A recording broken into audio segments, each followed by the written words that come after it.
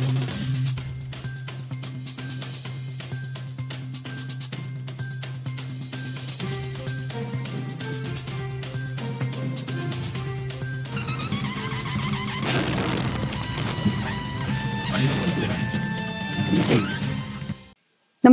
आपण पाहता हिरकणी न्यूज.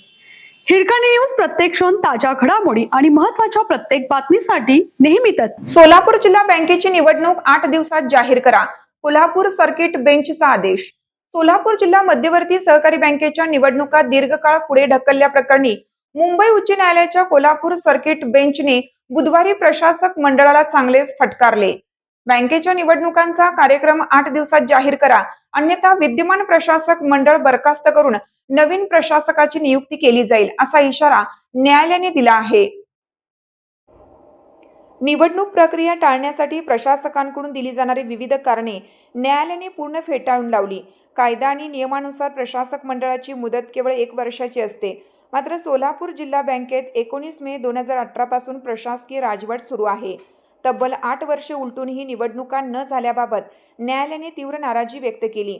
तुम्ही कोणत्या अधिकारात निवडणूक प्रक्रिया पुढे ढकलत आहात, असा थेट प्रश्न न्यायमूर्ती मिलिंद जाधव आणि न्यायमूर्ती नंदेश देशपांडे यांच्या खंडपीठाने प्रशासकांना विचारला. सोलापूर जिल्हा मध्यवर्ती बँकेची निवडणूक घेण्याविषयी मंगळवेढा तालुक्यातील बावची विकास सेवा सोसायटीचे चेअरमन भीमराव एडवे यांनी ॲडव्होकेट सारंग आराध्य यांच्यामार्फत उच्च न्यायालयात याचिका दाखल केली आहे. दरम्यान या न्यायालयाच्या इशाऱ्यानंतर सोलापूरच्या राजकीय वर्तुळात घडामोडींना वेग आलाय. 5,000 कोटी रुपयांच्या ठेवी असलेल्या या बँकेवर वर्चस्व मिळवण्यासाठी सत्ताधारी भाजप उत्सुक असल्याचं दिसत आहे.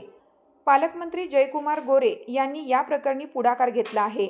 बँकेच्या प्रशासक मंडळावर भाजपचे आमदार राजेंद्र राऊत, अक्कलकोटचे आमदार सचिन कल्याण शेट्टी व माजी आमदार राजन पाटील यांच्या नावाची शिफारस मुख्यमंत्री देवेंद्र फडणवीस यांच्याकडे करण्याच्या हालचाली सुरू झाल्या आहेत.